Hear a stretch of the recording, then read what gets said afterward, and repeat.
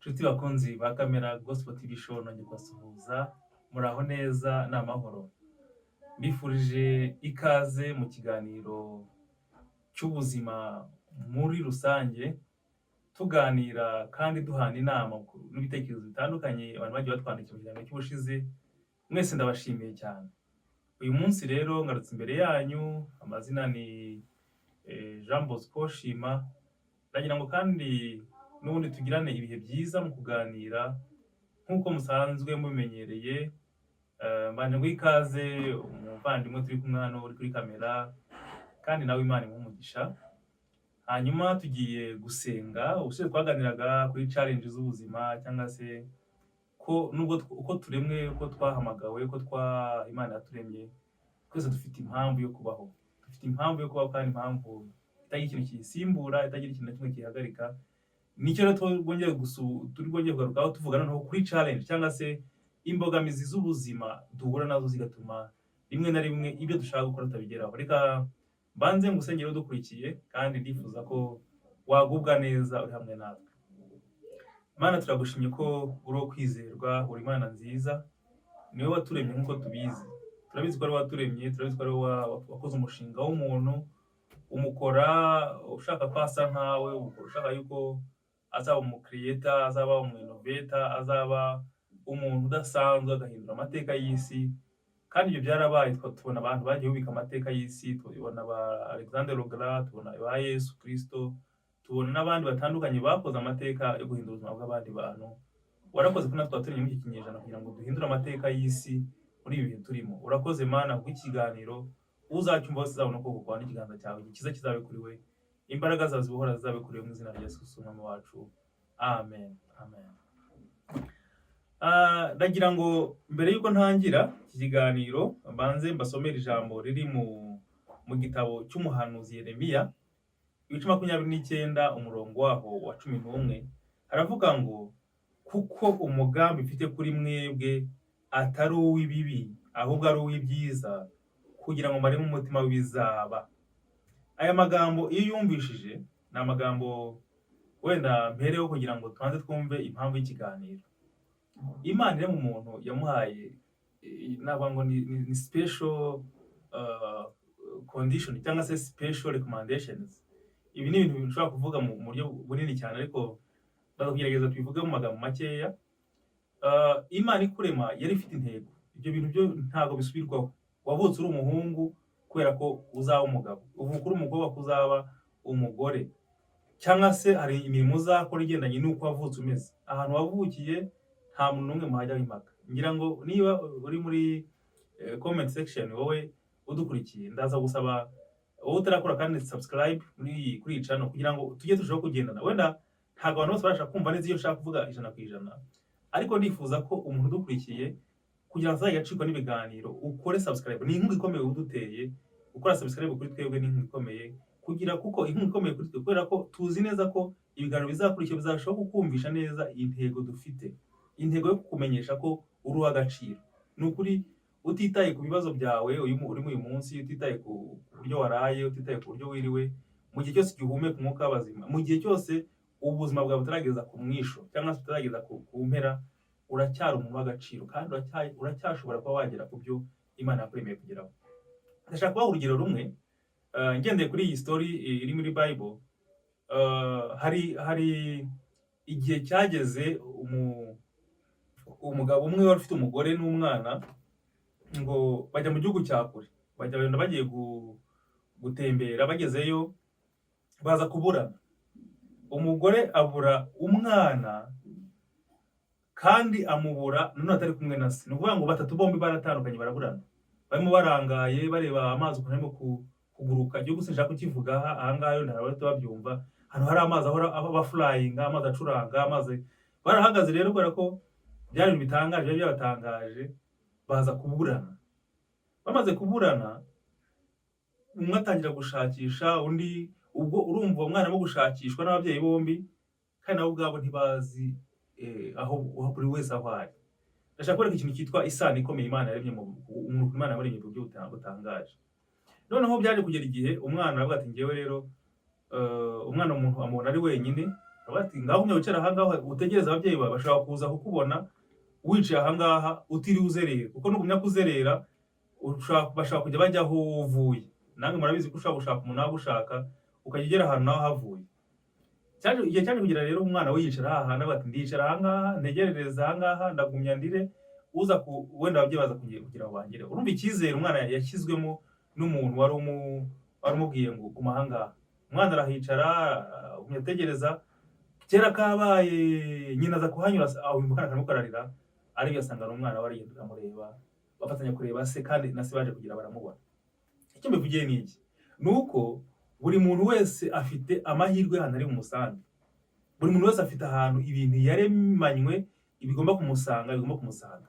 Hari ibintu bikwirukankaho, hari ibintu bigushakisha, hari ibintu bigukeneye kandi bitarakugeraho kubera ko nawe uri mu kuzerera, uri mushakisha ibindi bintu. Rero aya magambo twasomye mu gitabo cy'umuhanuzi witwa Yeremiya aratubwira ukuntu Imana iturema iyo yari ifite umugambi munini cyane, ngo yari ifite ibintu byiza twifuzaga kubaho neza, twifuzaga kugira ubuzima bwiza, twifuza kugira amahoro mu mutima, twifuza kugira urubyaro, twifuza kugira ibintu byose bikenewe mu buzima bwacu bwa buri munsi. Ariko igihe kiza kugera, nimwumve namwe challenge duhura nazo. Ukimara kuremwa ubwabyo ni intambara, uhita utangira kwinjira mu ntambara. Harimo imiyaga, harimo ibiraba, harimo bya biciro by'ubuzima twavuze, aho ugenda wisanga aho washaka kuba uri akaba atari uri, ibyo washaka kuba ari byo ubona akaba atari byo ubona, abantu mumva bashaka guhura nabo akaba atarimo guhura nabo.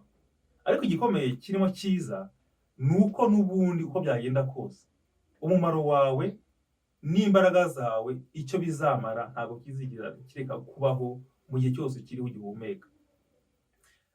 Aya magambo wenda sinjye ndibutindeho cyane, nagira ngo gusa mbereke yuko Imana yakuremye yari izi yuko ahantu ugiye kuba hano mu isi, icyambere hari indwara.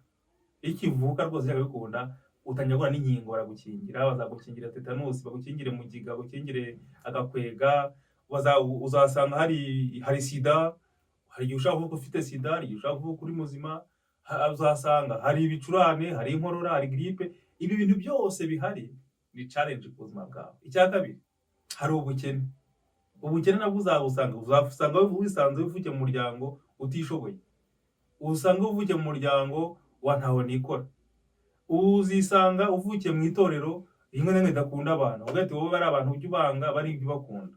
Uzisanga ufite nyogosenge udakunda so udakunda umuryango wawe, uzisanga ufite uzisanga hari challenge nyinshi cyane zitandukanye ku buryo ubuzima bwawe uzagira ngo ni ikibazo uhuye nacyo, ni intambara ujemo, ni intambara waje uje kurwana. Ariko ibyo byose, izo challenge zose harimo ikintu cy'ingenzi. Ikintu cy'ingenzi ugomba gukora kugira ngo izo challenge uzitsinde cyangwa se ugere ku ntego yawe y'ubuzima, nuko hari ikintu ugomba kwiringira. Ugomba kwiringira Imana. Imana yavuze ngo nzi ibyo nibwira kubagirira. Njyewe ndakuzi wowe tukwiye kuri kamera gihe ko nanjye Imana iranzi koko. Wese yabita kuzi gute kandi nawe uri umuntu?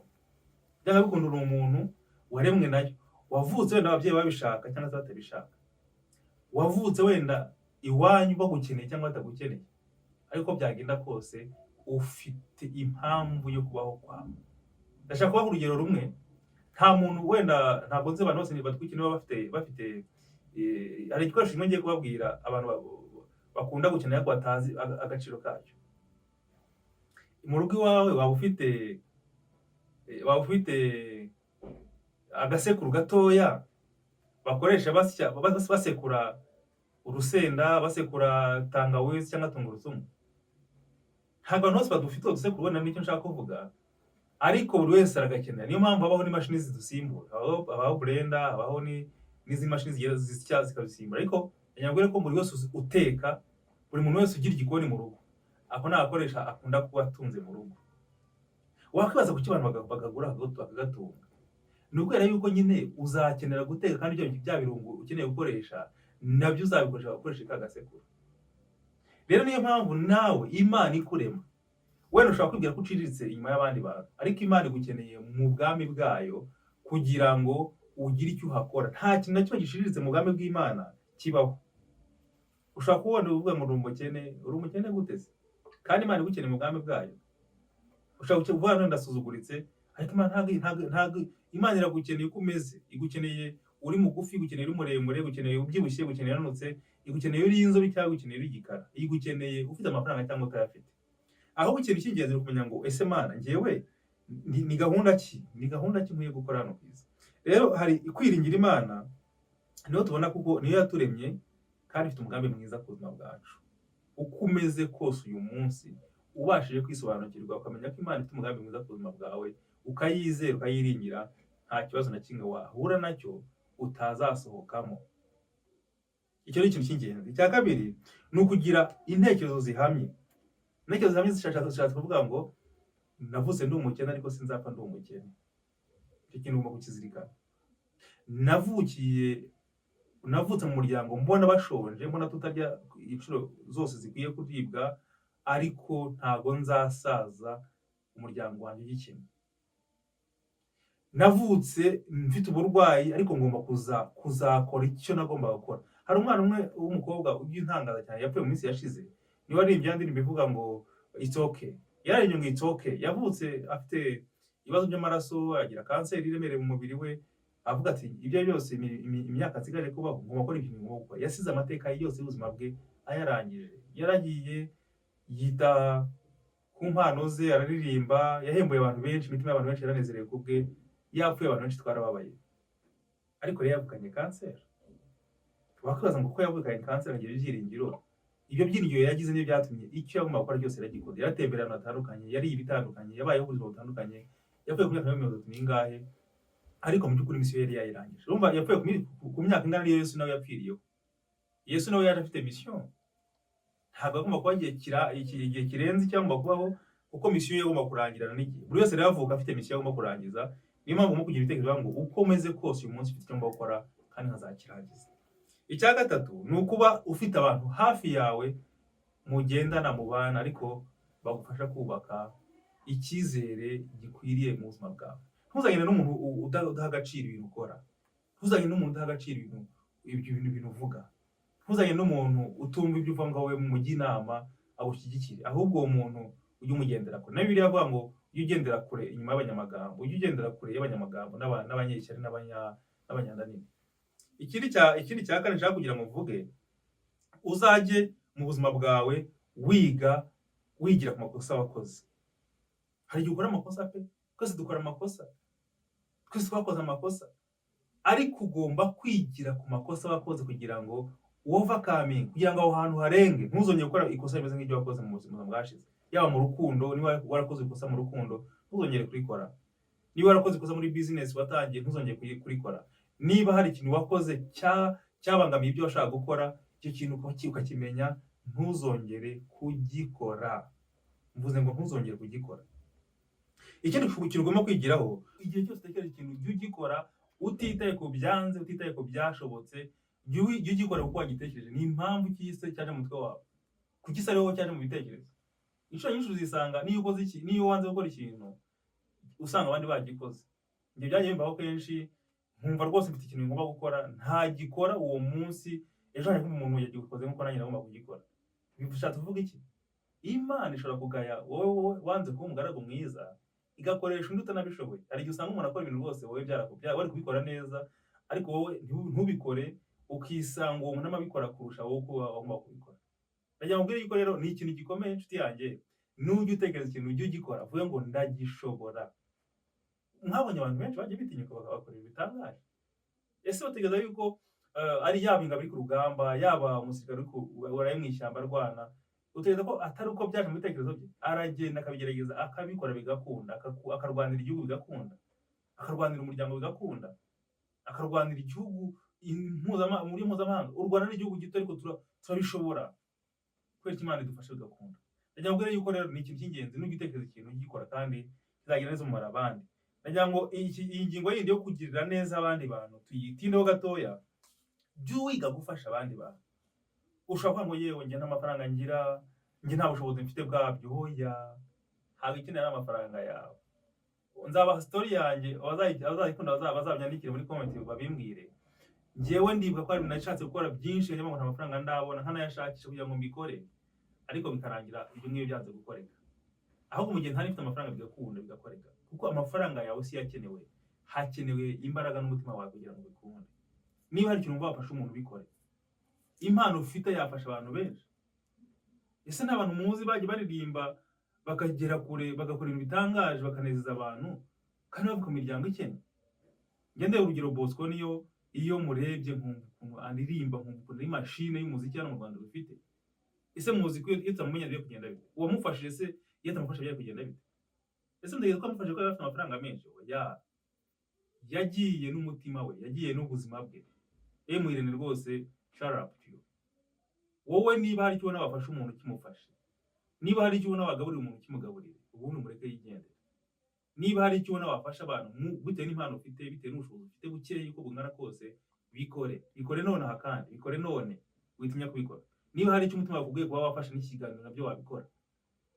Utekereza ko se kidakeneye abantu bagifasha, ariko hakeneye imbaraga zawe, hakenewe akanyenyeri kawe kugira ngo bishoboke, bikunde, bigende neza, bigere kure.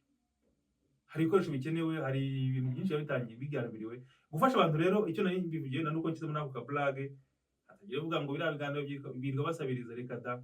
Nuko ni akantu k'ingenzi ugomba gukora mu buzima bwawe bikagukundira. Iyo ufashije abandi, usanga nawe wibona nk'umunyamumaro, ukongera confidence, ukongera imbaraga muri wowe. Itekereza ufashije nk'umwana umwe akarangiza kwiga ishuri, wakumva umerewe ute? Tekereza uhaye nk'umuntu imyambaro ukabona arambaye araberewe, ukuntu wakwiyumva umeze. Tekereza nawe igihe hari umuntu waguhaye icyo utari ufite, uko byakuhindukiye, uko byakumereye, uko wumvaga umunezero, n'uwo muntu yakumva umunezero nk'uwo nguwo. Inshuti bakunze muteze amatwi rero, ndagira mbabwire yuko iki kiganiro kigamije kubwira ngo byose birashoboka. Iyo uhuye n'imbogamizi, iyo uhuye na challenge z'ubuzima, cyangwa iyo uhuye n'imbogamizi muri ubu buzima, ntibizaguhagarike, ntibizagutinyishe. Ndavuga ngo tinyuka ubikore. Hari igihe ikiganiro nkunda kureba kuri televiziyo y'u Rwanda cy'Umutoni Evrine cyangwa ngo tinyuka urashoboye mugore. Tinyuka nawe urashoboye uko ungana kose. Ku myaka yawe wahimbura abantu benshi, ku myaka yawe wagaburira abantu benshi, ku myaka yawe wagira umumaro munini cyane, washinga ikigo gikomeye kigakomera, wakwambika abantu benshi, waririmbira abantu bakanezerwa, wabyinira abantu bakanezerwa. Ukeneye gukora icyo Imana yakuremeye gukora kugira ngo wuzuze inshingano ya hano ku isi. Twese nicyo twaremewe, waremwe mu buryo buteye ubwoba kandi butangaje, ufitiwe umugambi mwiza. Iby'Imana igambira kugukoresha ni byinshi kandi ni byiza. Bitinyuka rero bikore.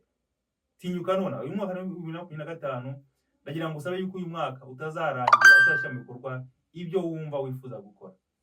Mwese mwari mudukurikira, ndabashimiye. Reka mbibutse nanone akantu k'ingenzi, dushyigikire n'ukuri.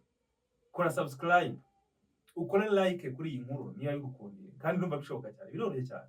Ni ikintu cyoroshye nagusaba ukakinkorera. Mwagikora muri abantu 100, mwagikora muri abantu 200, mwaba miliyoni, mwaba miliyoni 10, bigahesha umugisha ngewe no kugeza ikiganiro. Murakoze cyane, bifurije ibihe byiza no kuramba, kandi Imana ibahe byiza byose mwifuza mu izina rya Yesu Kristo wacu.